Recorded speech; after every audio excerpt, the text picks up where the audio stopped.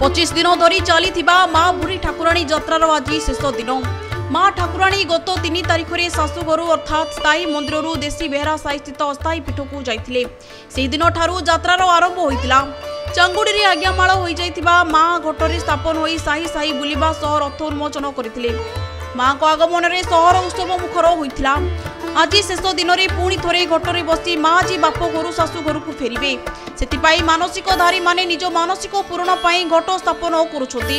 एही परंपरा रही यात्रा आरंभ हेबा दिन ठारू बुढ़ी ठाकुराणी मंदिर आखपाख घर गुड़िकर एही माटी और पितल घट स्थापन होइताए।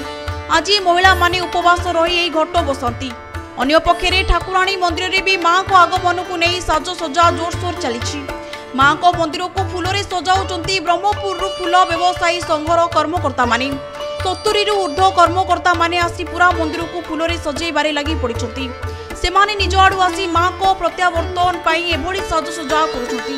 मु बसैछि केते 20 वर्ष लाणी बसैतली मझिरे 2 वर्ष बसैलेनी तापरे नाती हला नाती कथा कहलानी हेली कि फेर घट बसै कि मु घट दबा मा बाप घर होची मामू घर होची ए बरमपुर मां तो भाई केते वर्ष होला घट बसै आज की प्राय 35 वर्ष हलानी।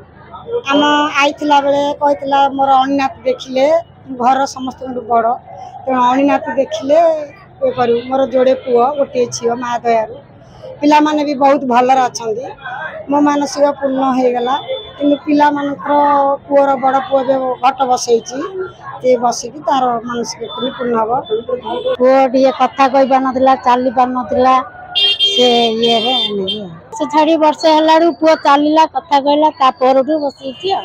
एथिपाई बेंगलोर कोलकाता आंध्र ओडिशार विभिन्न स्थानरू आसी 70 ऊर्ध्व प्रकार भड़ी की भड़ी फूल। ब्रह्मपुर जगन्नाथ साहू रिपोर्ट डुमानी टीवी।